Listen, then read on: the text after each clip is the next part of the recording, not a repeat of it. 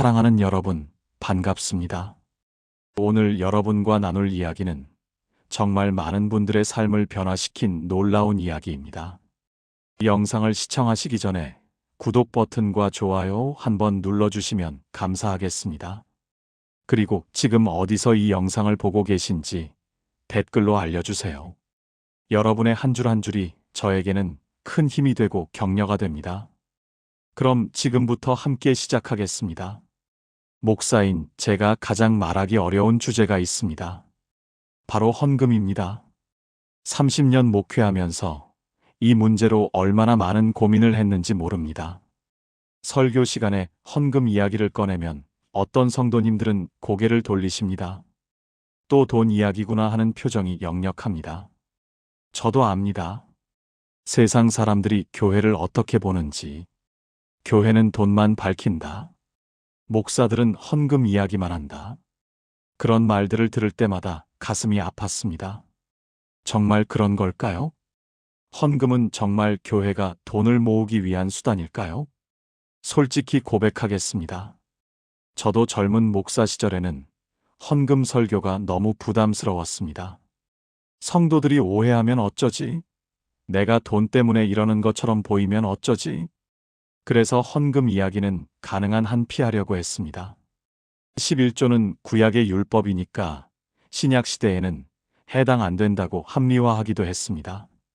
그런데 3년 전 제 생각을 완전히 바꾼 한 사건이 있었습니다. 2022년 11월 어느 주일 오후였습니다. 70세 김철수 장로님이 제 사무실 문을 두드렸습니다. 장로님은 저희 교회에서 30년을 섬기신 분이셨습니다.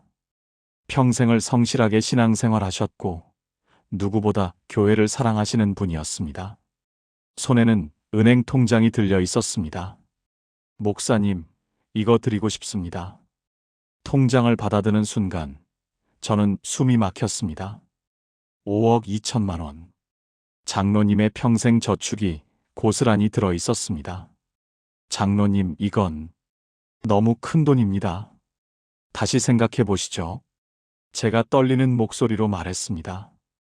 그런데 장로님의 다음 말씀이 제 가슴을 뚫고 들어왔습니다. 목사님, 저는 지금 제 인생에서 가장 행복합니다. 이 돈을 드릴 수 있어서 감사합니다. 눈물이 가득한 눈으로 웃고 계셨습니다.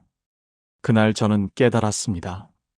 헌금은 교회가 성도에게서 받는 것이 아니라 성도가 하나님께 드리는 최고의 예배라는 것을. 여러분, 헌금 때문에 고민하고 계신가요? 이렇게까지 해야 하나?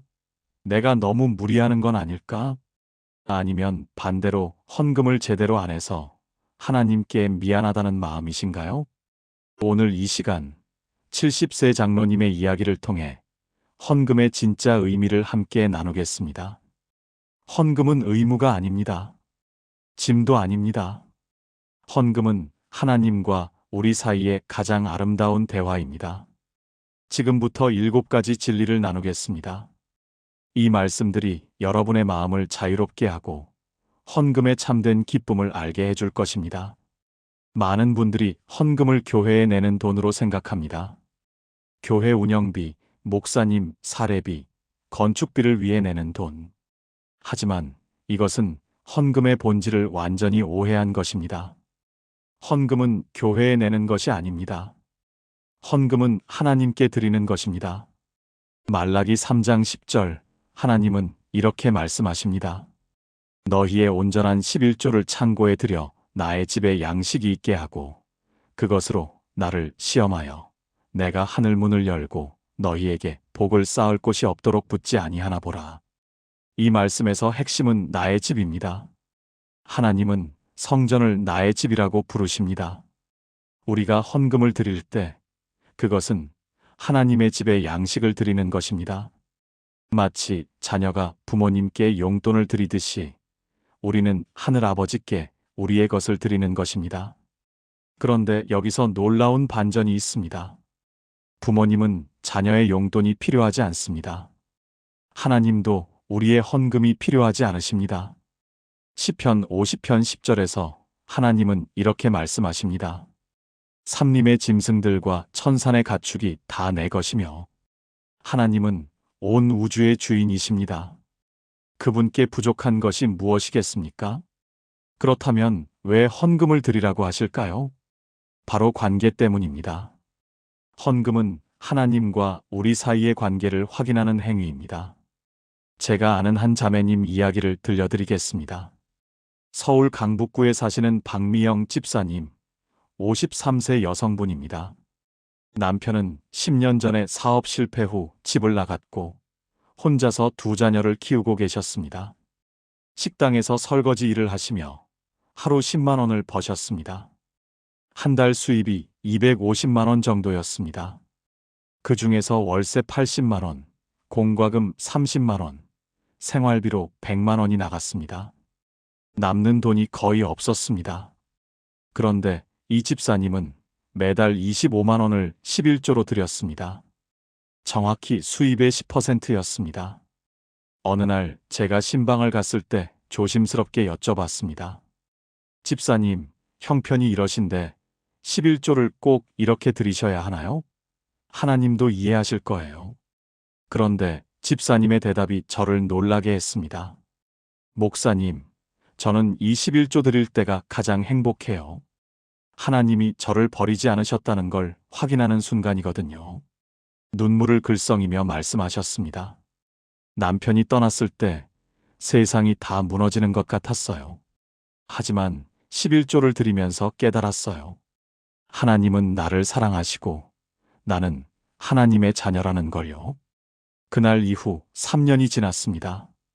집사님의 큰딸이 장학금을 받고 대학에 들어갔습니다. 작은 아들은 요리를 배워 이제 작은 식당의 주방장이 되었습니다. 집사님은 그 식당에서 식재료 관리를 하시며 월급 350만 원을 받게 되셨습니다. 집사님은 지금도 매달 35만 원을 11조로 드리십니다. 그리고 이렇게 간증하십니다. 11조는 제가 하나님께 드리는 사랑 고백이에요. 하나님, 당신이 제 주인이세요라고 말하는 거죠. 사랑하는 여러분, 지금 저와 함께 이렇게 기도해 보시겠습니까? 하나님 아버지, 오늘 헌금의 참된 의미를 깨닫게 하심을 감사합니다. 제가 드리는 헌금이 단순한 돈이 아니라 하나님과의 관계를 확인하는 고백임을 믿습니다. 제 마음과 삶의 주인이 하나님이심을 선포합니다. 이 헌금을 통해 하나님과 더 깊은 관계를 맺기 원합니다. 하나님과의 관계가 제 인생의 가장 큰 복임을 믿습니다. 예수님의 이름으로 기도합니다. 아멘.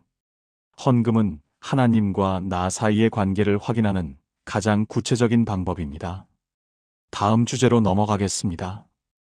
헌금을 드릴 때마다 우리는 한 가지 고백을 하는 것입니다. 하나님이 나를 책임지실 것이다. 이것이 바로 믿음입니다. 히브리서 11장 6절은 이렇게 말씀합니다. 믿음이 없이는 하나님을 기쁘시게 하지 못하나니 하나님께 나아가는 자는 반드시 그가 계신 것과 또한 그가 자기를 찾는 자들에게 상 주시는 이심을 믿어야 할지니라. 하나님은 우리의 믿음을 보기 원하십니다. 그리고 헌금은 그 믿음을 가장 선명하게 보여주는 행동입니다. 왜냐하면 헌금은 내 삶의 가장 실제적인 부분, 바로 돈과 관련되어 있기 때문입니다. 우리는 입으로는 하나님을 믿습니다라고 고백합니다. 하지만 정작 통장 잔고가 줄어들 때는 불안해합니다. 이번 달은 돈이 부족한데 11조를 드려야 하나? 이런 고민을 해본 적 있으시죠? 바로 그 순간이 믿음의 시험대입니다. 저희 교회에 출석하시는 한 권사님 이야기를 들려드리겠습니다. 경기도 고양시에 사시는 이순자 권사님, 66세이십니다. 권사님은 남편과 함께 작은 슈퍼마켓을 운영하고 계셨습니다. 30년 넘게 운영한 가게였는데 5년 전부터 대형마트와 편의점이 생기면서 장사가 안 되기 시작했습니다. 한 달 순이익이 200만 원에서 80만 원으로 줄었습니다. 그나마도 점점 더 줄어들었습니다. 어느 날 권사님 부부는 심각한 대화를 나누셨습니다. 여보, 이러다가 가게 문 닫아야 할 것 같소. 빚도 2천만 원이나 생겼고. 남편분이 한숨을 쉬며 말했습니다. 그럼 11조라도 잠깐 안 드리고 빚부터 갚읍시다.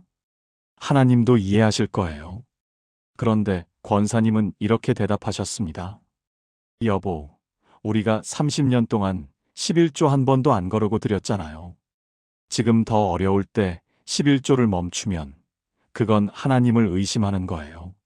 하지만 아니에요. 우리가 11조를 드리는 건 하나님이 우리를 책임지실 거라는 믿음의 고백이에요. 지금이야말로 그 믿음을 보여드릴 때예요. 결국 부부는 계속 11조를 드리기로 결정했습니다. 한 달 수입이 60만 원으로 줄어도 6만 원을 11조로 드렸습니다. 40만 원으로 줄어도 4만 원을 드렸습니다. 정말 막막한 시간이었습니다.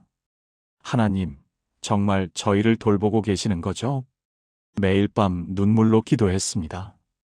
그렇게 1년이 지났습니다. 어느 날 뜻밖의 일이 일어났습니다.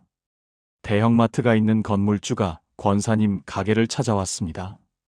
권사님, 우리 건물에 슈퍼가 없어서 불편하다는 민원이 많아요. 우리 건물 1층에 가게 내시겠어요? 임대료는 지금 내시는 것과 똑같이 드릴게요. 대형마트 건물 1층이었습니다. 유동인구가 지금의 10배였습니다. 권사님은 떨리는 마음으로 이사를 했습니다. 한 달이 지나자 순이익이 300만 원이 되었습니다. 3개월 후에는 500만 원이 되었습니다. 1년 만에 빚 2천만 원을 다 갚았습니다. 지금은 한 달에 700만 원 이상의 수익을 내고 계십니다. 권사님은 매주 간증하십니다. 11조를 드린 건 하나님을 시험한 게 아니에요. 하나님을 믿는다고 고백한 거예요. 그리고 하나님은 그 믿음에 반드시 응답하세요. 빌립보서 4장 19절 말씀이 생각납니다. 나의 하나님이 그리스도 예수 안에서 영광 가운데 그 풍성한 대로 너희 모든 쓸 것을 채우시리라. 하나님은 우리의 모든 필요를 아십니다. 그리고 반드시 채워주십니다. 단, 우리가 믿음으로 고백할 때입니다. 사랑하는 여러분, 지금 저와 함께 이렇게 기도해 보시겠습니까? 하나님 아버지, 제 입술로만이 아니라 제 삶으로 믿음을 고백하기 원합니다. 헌금을 드릴 때마다 하나님이 나를 책임지신다고 선포합니다. 제 통장 잔고가 아니라 하나님의 약속을 붙잡습니다. 두려움 대신 믿음을, 불안 대신 확신을 선택합니다. 하나님께서 나의 모든 필요를 채워주실 것을 믿습니다. 예수님의 이름으로 기도합니다. 아멘. 헌금은 우리의 믿음을 하나님께 보여드리는 가장 확실한 방법입니다. 우리는 왜 헌금을 드릴까요? 의무감 때문일까요? 두려움 때문일까요? 아닙니다. 진정한 헌금은 감사에서 시작됩니다. 고린도후서 9장 7절은 이렇게 말씀합니다. 각각 그 마음에 정한 대로 할 것이요 인색함으로나 억지로 하지 말지니 하나님은 즐겨내는 자를 사랑하시느니라. 즐겨내는 자. 이 표현이 핵심입니다. 억지로가 아니라 즐거움으로, 의무가 아니라 감사함으로 드리는 것입니다. 우리가 하나님께 무엇을 감사해야 할까요? 생명, 건강, 가족, 직장, 하루하루에 일용할 양식. 우리가 가진 모든 것이 하나님으로부터 온 것입니다. 야고보서 1장 17절은 이렇게 말씀합니다. 각양 좋은 은사와 온전한 선물이 다 위로부터 빛들의 아버지께로부터 내려오나니 우리가 가진 모든 것은 하나님의 선물입니다. 그렇다면 헌금은 무엇입니까? 하나님께서 주신 것 중 극히 일부를 다시 돌려드리는 것입니다. 마치 자녀가 부모님께 용돈 받아서 부모님께 선물 사드리는 것과 같습니다. 그 선물의 가치가 중요한 게 아닙니다. 그 마음이 중요한 것입니다. 부산 해운대구에 사시는 한 집사님 이야기를 들려드리겠습니다. 최영호 집사님, 58세 남성분입니다. 집사님은 20년 동안 택시 기사로 일하셨습니다. 하루 12시간 운전하면 약 15만 원 정도 버셨습니다. 한 달 수입이 400만 원 정도였습니다. 그 중에서 유류비와 차량 유지비로 150만 원, 생활비로 200만 원이 나갔습니다. 남는 돈이 50만 원 정도였습니다. 집사님은 매달 40만 원을 11조로 드렸습니다. 그런데 5년 전 큰 사고가 났습니다. 새벽에 손님을 태우고 가다가 음주운전 차량이 신호를 무시하고 돌진했습니다. 집사님은 중상을 입어 3개월 동안 병원에 입원했습니다. 척추 수술을 2번 받았습니다. 다행히 목숨은 건졌지만 더 이상 택시 운전을 할 수 없게 되었습니다. 보험금으로 치료비를 충당했지만 앞으로 어떻게 살아야 할지 막막했습니다.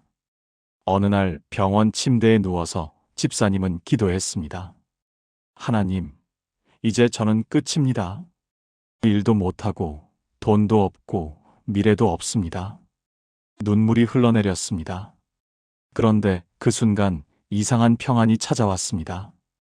그래도 나는 살아있구나. 하나님이 내 생명을 지켜주셨구나. 감사의 마음이 솟아났습니다. 내가 걷지 못해도 일하지 못해도 나는 하나님의 자녀야. 그것만으로 감사해. 퇴원 후 집사님은 장애인 일자리 센터에 등록했습니다. 전화 상담원 자리를 소개받았습니다.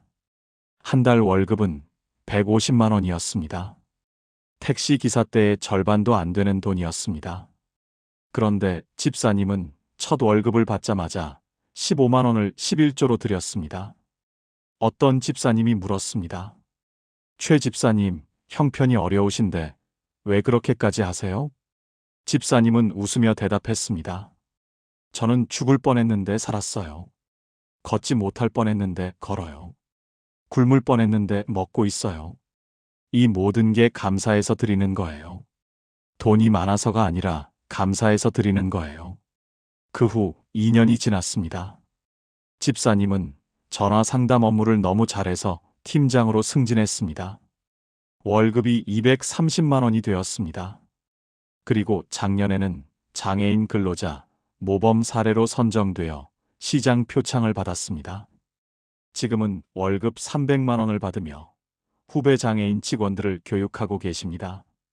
집사님은 지금도 매달 30만 원을 11조로 드립니다. 그리고 이렇게 간증합니다. 11조는 제가 하나님께 드리는 감사 편지예요. 하나님, 살려주셔서 감사합니다.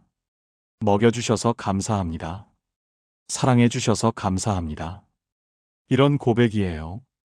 여러분, 헌금은 의무가 아닙니다. 감사의 표현입니다. 우리가 가진 것이 많아서가 아니라 하나님께서 주신 것이 많아서 드리는 것입니다. 사랑하는 여러분, 지금 저와 함께 이렇게 기도해 보시겠습니까?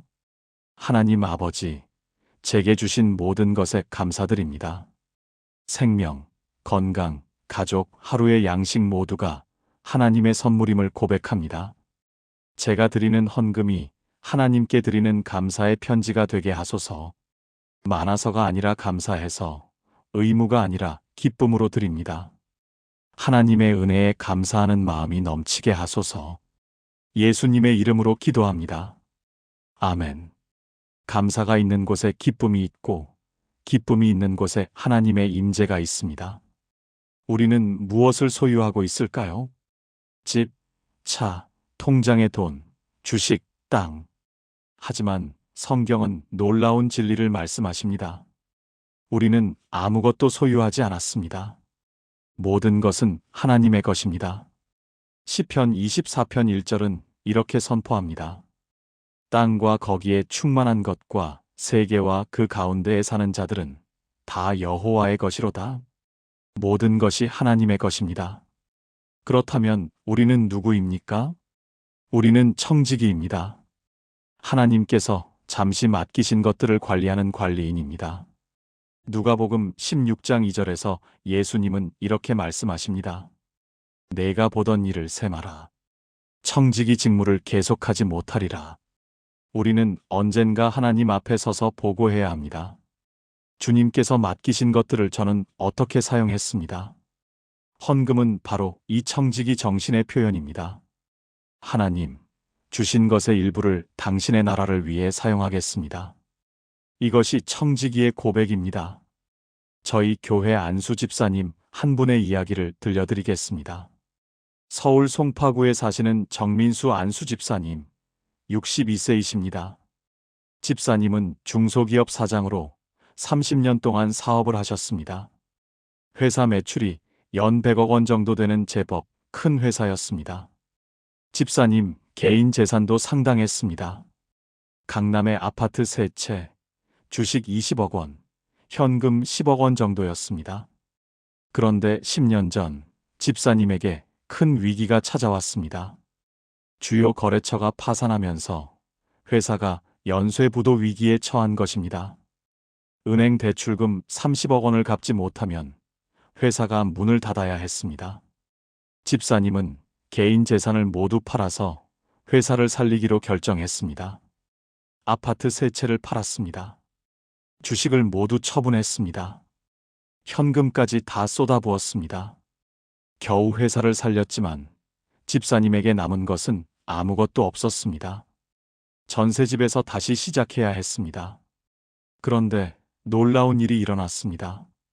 집사님은 그 상황에서도 11조를 멈추지 않았습니다. 한 달 월급 500만 원 중에서 50만 원을 11조로 드렸습니다. 어떤 분이 물었습니다. 집사님, 지금 전세도 못 사시는데 왜 11조를 그렇게 꼬박꼬박 드리세요? 집사님의 대답이 저를 감동시켰습니다. 내가 가진 것은 원래 내 것이 아니었어요. 하나님께서 잠시 맡기신 거였죠. 그걸 회사 살리는 데 쓴 건 맞는 일이었어요. 그리고 지금 내게 남은 500만 원도 하나님 것이에요. 그중 50만 원을 돌려드리는 건 당연한 거예요. 하지만 아니에요. 나는 청지기예요. 청지기는 주인의 것을 잘 관리하는 사람이에요. 내 형편이 어려워졌다고 주인의 것을 안 드린다? 그건 청지기가 아니에요. 집사님의 신앙이 흔들리지 않았습니다. 2년이 지나자 회사가 안정되기 시작했습니다. 새로운 거래처를 찾았고 신제품 개발에 성공했습니다. 5년 후 회사 매출은 200억 원이 되었습니다. 7년 후에는 300억 원을 넘어섰습니다. 지금은 연매출 500억 원의 중견기업이 되었습니다. 집사님은 강남의 아파트를 다시 샀습니다. 개인 재산도 이전보다 더 많아졌습니다. 그런데 더 놀라운 것이 있습니다. 집사님은 지난 10년 동안 11조만 드린 게 아니었습니다. 어려운 교회를 돕기 위해 매년 5천만 원씩 기부했습니다. 해외 선교사들을 후원하기 위해 매년 3천만 원씩 보냈습니다. 가난한 이웃을 위해 매년 2천만 원씩 나눴습니다. 10년 동안 총 10억 원이 넘는 돈을 하나님 나라를 위해 사용한 것입니다. 집사님은 이렇게 간증합니다. 내 것이 아니라 하나님 것을 관리하는 거예요. 청지기는 주인이 기뻐하실 일을 해야죠. 하나님은 나눔과 섬김을 기뻐하시니까 나도 그렇게 하는 거예요. 마태복음 25장 21절 말씀이 생각납니다. 그 주인이 이르되 잘하였도다 착하고 충성된 종아 내가 적은 일에 충성하였음에 내가 많은 것을 내게 맡기리니 내 주인의 즐거움에 참여할지어다. 하나님은 청지기 정신을 가진 자에게 더 많은 것을 맡기십니다. 그리고 그를 통해 더 많은 사람을 축복하십니다. 사랑하는 여러분, 지금 저와 함께 이렇게 기도해 보시겠습니까? 하나님 아버지, 제가 가진 모든 것이 원래 주님의 것임을 고백합니다.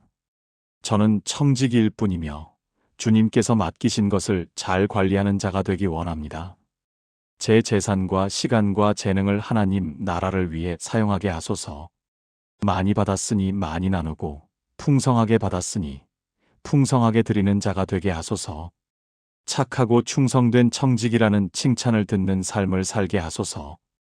예수님의 이름으로 기도합니다. 아멘. 우리는 소유자가 아니라 청지기입니다.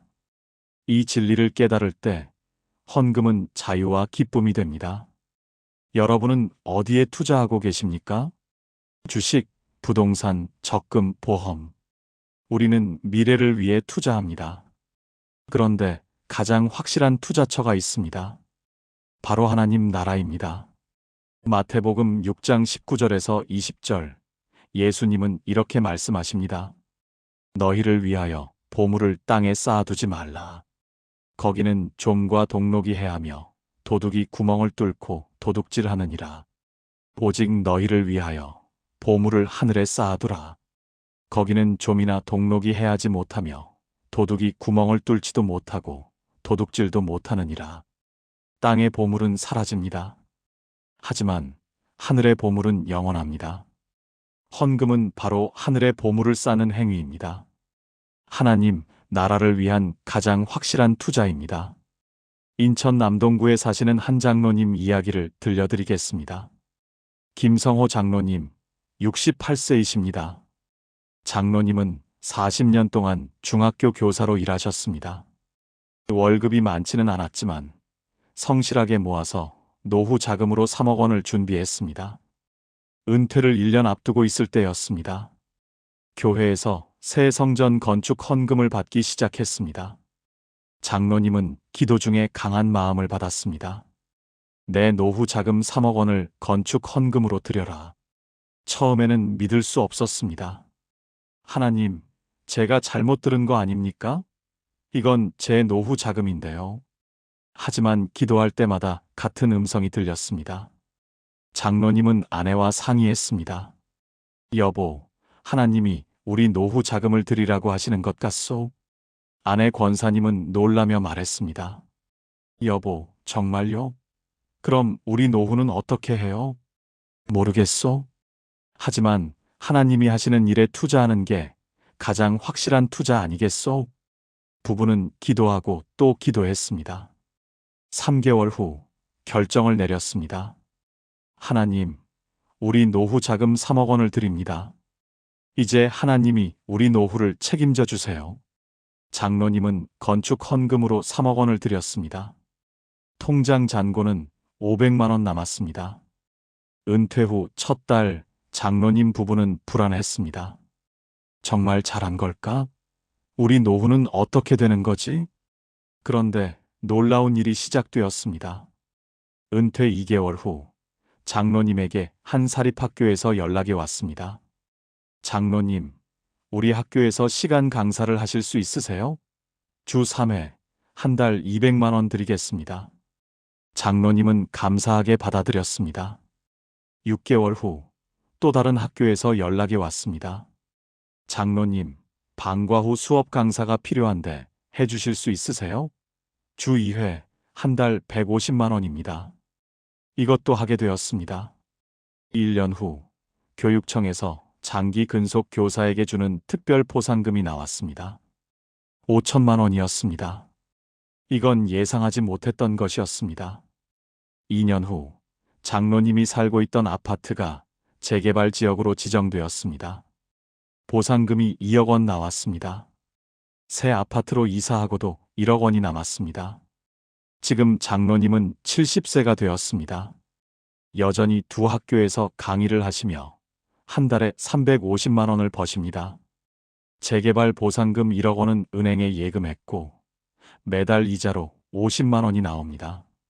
국민연금과 퇴직연금까지 합치면 한 달 수입이 550만 원입니다. 3억 원을 드리기 전보다 오히려 형편이 더 좋아진 것입니다. 장로님은 이렇게 간증합니다. 내가 3억을 드렸는데 하나님은 그것의 2배를 돌려주셨어요. 그것도 내가 일하지 않아도 계속 들어오는 수입으로요. 하나님, 나라에 투자하는 것만큼 확실한 투자는 없어요. 누가복음 6장 38절 말씀이 생각납니다. 주라. 그리하면 너희에게 줄 것이니 곧 후이 되어 누르고 흔들어 넘치도록 하여 너희에게 안겨주리라. 너희가 헤아리는 그 헤아림으로 너희도 헤아림을 도로 받을 것이니라. 하나님은 우리가 드린 것보다 더 많이 돌려주십니다. 그것도 넘치도록 주십니다. 사랑하는 여러분, 지금 저와 함께 이렇게 기도해 보시겠습니까? 하나님 아버지, 땅의 보물이 아니라 하늘의 보물을 쌓기 원합니다. 제가 드리는 헌금이 하나님 나라를 위한 투자임을 믿습니다. 이 세상의 것은 사라지지만 하나님 나라의 것은 영원함을 고백합니다. 하나님께 드린 것을 결코 잃어버리지 않음을 신뢰합니다. 후이되어 누르고 흔들어 넘치도록 주시는 하나님을 찬양합니다. 예수님의 이름으로 기도합니다. 아멘. 가장 확실한 투자는 하나님 나라에 투자하는 것입니다. 많은 사람들이 오해합니다. 헌금을 많이 하면 가난해진다. 하지만 진리는 정반대입니다. 헌금은 물질적 자유를 가져옵니다. 어떻게 그럴 수 있을까요? 헌금을 드리면 돈에 대한 집착에서 자유로워지기 때문입니다. 디모데전서 6장 10절은 이렇게 경고합니다. 돈을 사랑함이 일만 악의 뿌리가 되나니. 문제는 돈이 아닙니다. 문제는 돈을 사랑하는 것입니다. 돈을 사랑하면 돈의 노예가 됩니다. 하지만 헌금을 드리면 돈의 주인이 됩니다. 나는 돈보다 하나님을 더 사랑한다고 선포하는 것이기 때문입니다. 대전 서구에 사시는 한 집사님 이야기를 들려드리겠습니다. 박준영 집사님, 55세이십니다. 집사님은 20대 때부터 돈을 모으는 것이 인생의 목표였습니다. 아르바이트를 3개씩 하며 돈을 모았습니다. 30대에 작은 사업을 시작했고 40대에 성공했습니다. 50세가 되었을 때 재산이 30억 원이 되었습니다. 하지만 집사님은 행복하지 않았습니다. 매일 밤 잠을 못 잤습니다. 이 돈을 잃으면 어떡하지?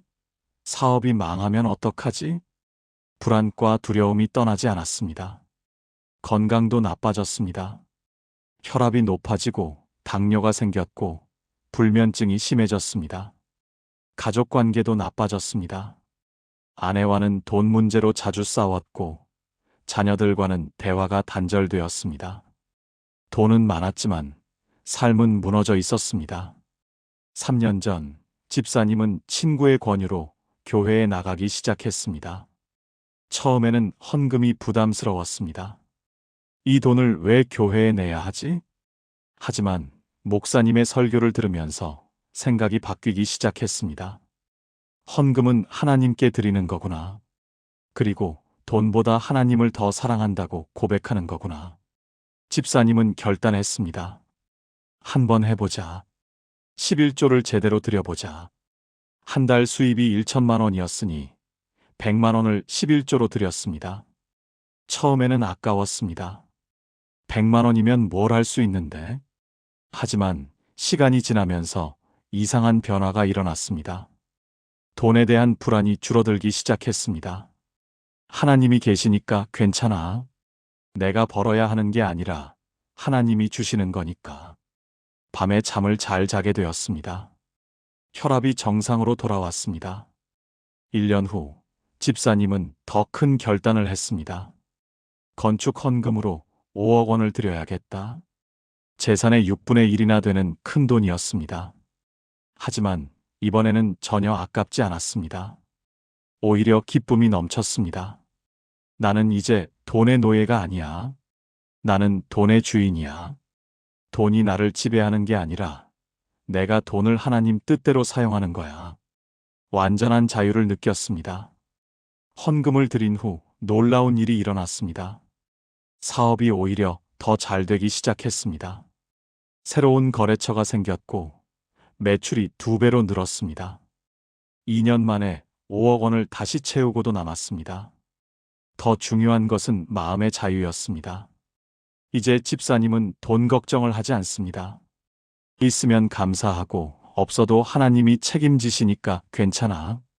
가족 관계도 회복되었습니다. 아내와 다시 사랑하게 되었고 자녀들과 대화가 살아났습니다. 건강도 좋아졌습니다. 당뇨가 정상으로 돌아왔고 불면증도 사라졌습니다.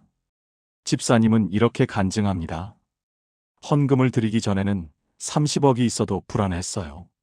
하지만 헌금을 드린 후에는 25억이 있어도 평안해요. 돈의 액수가 중요한 게 아니라 마음의 자유가 중요한 거예요. 빌립보서 4장 12절 말씀이 생각납니다. 나는 비천에 처할 줄도 알고 풍부에 처할 줄도 알아. 모든 일 곧 배부름과 배고픔과 풍부와 궁핍에도 처할 줄 아는 일체의 비결을 배웠노라. 진정한 자유는 돈이 많아서가 아니라 돈으로부터 자유로워서 오는 것입니다. 사랑하는 여러분, 지금 저와 함께 이렇게 기도해 보시겠습니까? 하나님 아버지, 돈의 노예가 아니라 돈의 주인이 되게 하소서. 헌금을 통해 물질적 자유를 경험하게 하소서. 많고 적음에 상관없이 평안한 마음을 주소서. 돈을 사랑하는 것이 아니라 하나님을 사랑하는 자가 되게 하소서. 물질로부터 완전한 자유를 누리며 사는 삶을 살게 하소서. 예수님의 이름으로 기도합니다. 아멘. 헌금은 우리를 돈의 노예에서 해방시켜 진정한 자유를 줍니다. 이제 마지막 진리를 나누겠습니다.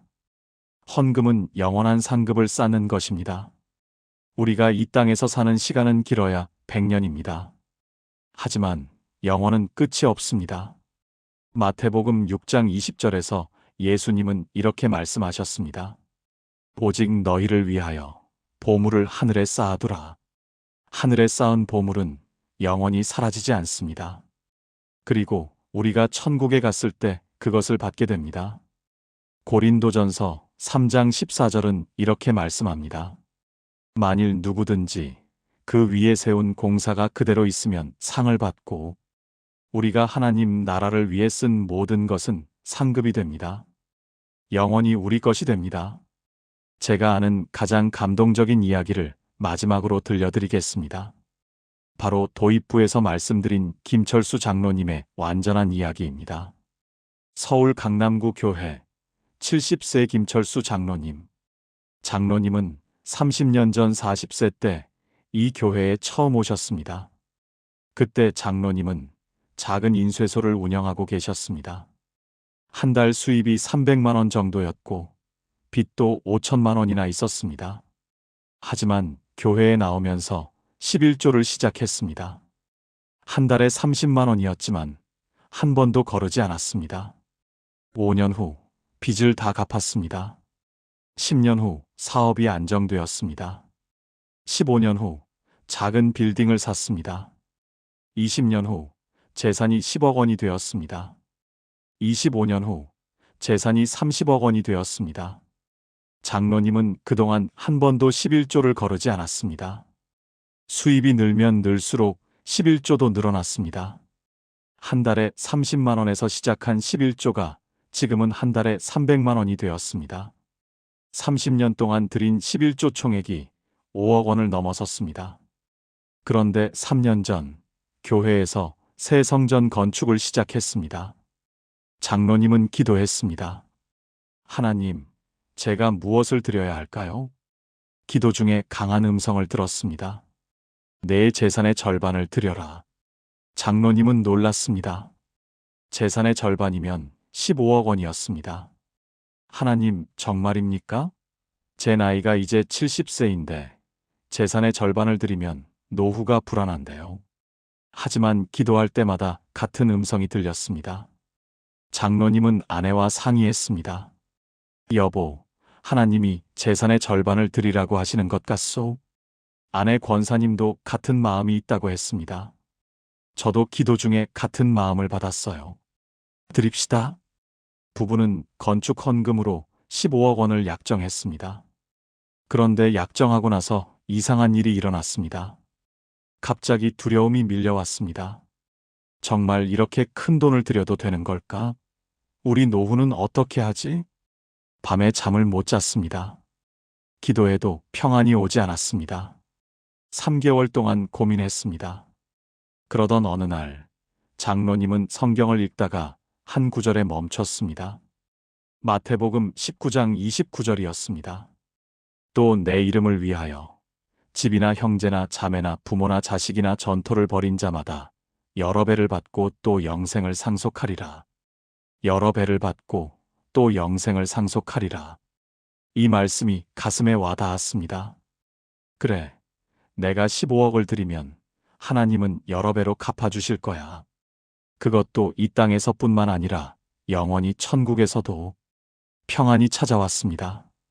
장로님은 2022년 11월 13일 교회 장로회의실에서 15억 원 약정서를 제출했습니다. 그런데 담임 목사님이 약정서를 보고 놀라며 말했습니다. 장로님, 이건 너무 큰 돈입니다. 다시 생각해 보시죠. 하지만 장로님은 웃으며 말했습니다.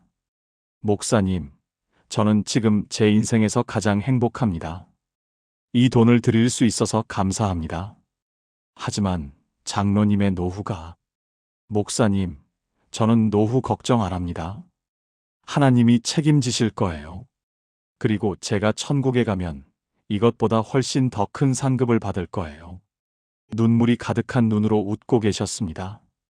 15억 원은 3년에 걸쳐 나누어 드리기로 했습니다. 매년 5억 원씩이었습니다. 2023년에 첫 번째 5억 원을 드렸습니다. 2024년에 두 번째 5억 원을 드렸습니다. 2025년 올해 세 번째 5억 원을 드릴 예정입니다. 그런데 놀라운 일이 일어났습니다. 첫 번째 5억을 드린 직후 장로님이 가지고 있던 빌딩 가격이 갑자기 올랐습니다. 주변에 지하철역이 새로 생기면서 부동산 가격이 2배로 뛴 것입니다. 30억이던 재산이 50억이 되었습니다. 두 번째 5억을 드린 후에는 인쇄소 사업이 대박이 났습니다. 대기업과 장기 계약을 맺으면서 매출이 3배로 늘었습니다. 1년 순이익이 10억 원이 넘었습니다. 지금 장로님의 재산은 70억 원이 넘습니다. 15억을 드렸는데 오히려 40억이 더 늘어난 것입니다. 장로님은 이렇게 간증합니다. 하나님은 거짓말을 하지 않으세요. 여러 배로 갚아주신다고 약속하셨고 정말 그렇게 하셨어요. 그런데 더 큰 기쁨은 천국에 가면 영원한 상급이 기다리고 있다는 거예요. 요한계시록 22장 12절 말씀이 생각납니다. 보라, 내가 속히 오리니 내가 줄 상이 내게 있어 각 사람에게 그가 행한 대로 갚아주리라. 예수님은 반드시 오십니다. 그리고 우리가 행한 대로 상을 주십니다. 이 땅에서 하나님 나라를 위해 쓴 모든 것은 영원한 상급이 됩니다. 사랑하는 여러분, 마지막으로 저와 함께 이렇게 기도해 보시겠습니까? 하나님 아버지, 이 땅의 것이 아니라 하늘의 것을 바라보게 하소서. 헌금을 통해 영원한 상급을 쌓는 자가 되게 하소서. 100년의 삶이 아니라 영원을 위해 사는 자가 되게 하소서. 천국에서 주님께 잘하였도다 착한 종아라는 칭찬을 듣는 자가 되게 하소서. 영원한 상급이 기다리고 있음을 믿으며 오늘도 기쁘게 드리는 자가 되게 하소서. 예수님의 이름으로 기도합니다. 아멘. 헌금은 이 땅에서의 손실이 아니라 천국에서의 영원한 이득입니다. 지금까지 나눈 7가지 말씀을 하나의 기도로 드리겠습니다. 함께 기도하시겠습니까? 전능하신 하나님 아버지, 오늘 이 시간 헌금의 참된 의미를 깨닫게 하심을 감사드립니다.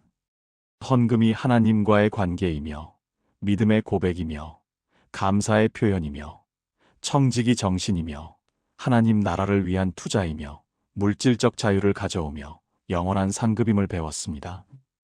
이 모든 진리가 제 삶 속에서 실제가 되게 하소서. 저는 고백합니다. 제가 드리는 헌금은 교회에 내는 돈이 아니라 하나님께 드리는 예배입니다. 하나님과 나 사이의 관계를 확인하는 사랑의 고백입니다. 하나님이 나를 책임지실 것이다라는 믿음의 선포입니다. 주신 모든 것에 대한 감사의 표현입니다. 하나님의 것을 잘 관리하는 청지기의 고백입니다. 하나님, 나라를 위한 가장 확실한 투자입니다. 돈의 노예가 아니라 돈의 주인이 되는 자유의 선언입니다. 천국의 영원한 상급을 쌓는 지혜로운 선택입니다. 오늘부터 저와 제 가족이 이 진리 가운데 살게 하소서. 많아서가 아니라 감사해서, 의무가 아니라 기쁨으로 드리는 자가 되게 하소서. 헌금을 드릴 때마다 하나님과의 관계가 더 깊어지고 믿음이 더 강해지고 감사가 넘치게 하소서. 청지기 정신으로 살며 하나님 나라에 투자하고 물질적 자유를 누리며 영원한 상급을 바라보는 삶을 살게 하소서. 말라기 3장 10절의 약속을 붙잡습니다. 너희의 온전한 11조를 창고에 들여 나의 집에 양식이 있게 하고 그것으로 나를 시험하여 내가 하늘 문을 열고 너희에게 복을 쌓을 곳이 없도록 붙지 아니하나 보라. 주님, 하늘 문을 열어주시고 복을 쌓을 곳이 없도록 부어주소서. 그 복으로 더 많은 이웃을 돕고 더 많은 영혼을 구원하고 더 큰 하나님의 영광을 드러내는 자가 되게 하소서. 우리의 헌금이 복음을 전하는 데 쓰이고 가난한 이웃을 돕는 데 쓰이고 하나님의 교회를 세우는 데 쓰이게 하소서. 이 땅에서의 100년이 아니라 천국에서의 영혼을 바라보며 사는 자가 되게 하소서. 예수님이 다시 오실 때 잘하였도다 착하고 충성된 종아라는 칭찬을 듣는 자가 되게 하소서. 이 모든 것이 주님의 은혜요 축복임을 고백하며 살아계신 예수 그리스도의 이름으로 기도합니다. 아멘. 사랑하는 여러분, 오늘 우리는 헌금에 대한 7가지 진리를 나누었습니다. 첫째, 헌금은 하나님과의 관계입니다. 교회에 내는 돈이 아니라 하나님께 드리는 사랑의 고백입니다. 둘째, 헌금은 믿음의 고백입니다. 하나님이 나를 책임지실 것이다라는 확신의 선포입니다. 셋째, 헌금은 감사의 표현입니다. 의무가 아니라 기쁨으로, 억지로가 아니라 즐거움으로 드리는 것입니다. 넷째, 헌금은 청지기 정신입니다. 우리는 소유자가 아니라 관리인이며 하나님의 것을 잘 관리하는 것입니다. 다섯째, 헌금은 하나님 나라를 위한 투자입니다. 땅의 보물이 아니라 하늘의 보물을 쌓는 가장 확실한 방법입니다. 여섯째, 헌금은 물질적 자유를 가져옵니다. 돈의 노예가 아니라 돈의 주인이 되게 하는 놀라운 은혜입니다. 일곱째, 헌금은 영원한 상급입니다. 100년의 삶이 아니라 영혼을 위해 투자하는 지혜로운 선택입니다. 70세 김철수 장로님은 30년 동안 한 번도 11조를 거르지 않았습니다. 그리고 마지막에 재산의 절반인 15억 원을 건축 헌금으로 드렸습니다. 그런데 하나님은 그것보다 훨씬 더 많은 것으로 갚아주셨습니다.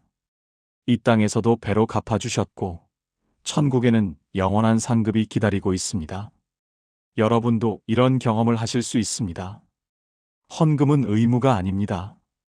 헌금은 특권입니다. 하나님과 대화할 수 있는 특권, 하나님을 신뢰할 수 있는 특권, 하나님 나라에 참여할 수 있는 특권입니다. 오늘부터 이 진리를 실천하시는 분이라면 댓글에 아멘이라고 남겨주세요. 그리고 이 말씀이 마음에 닿았다면 좋아요를 눌러주시고 더 많은 분들이 함께 은혜 받을 수 있도록 공유 부탁드립니다. 구독과 알림 설정도 해주시면 앞으로 더 많은 은혜로운 말씀을 받아보실 수 있습니다. 여러분의 헌금이 하나님과의 아름다운 대화가 되기를 축복합니다. 여러분의 믿음이 하늘 문을 여는 열쇠가 되기를 축복합니다. 여러분의 감사가 넘치는 기쁨이 되기를 축복합니다. 여러분이 착하고 충성된 청지기로 인정받기를 축복합니다. 여러분의 투자가 영원한 상급으로 돌아오기를 축복합니다. 여러분이 물질적 자유를 누리며 사시기를 축복합니다. 여러분이 천국에서 큰 상급을 받으시기를 축복합니다. 하나님의 은혜와 평강이 여러분과 여러분의 가정에 늘 함께 하시기를 기도합니다. 감사합니다.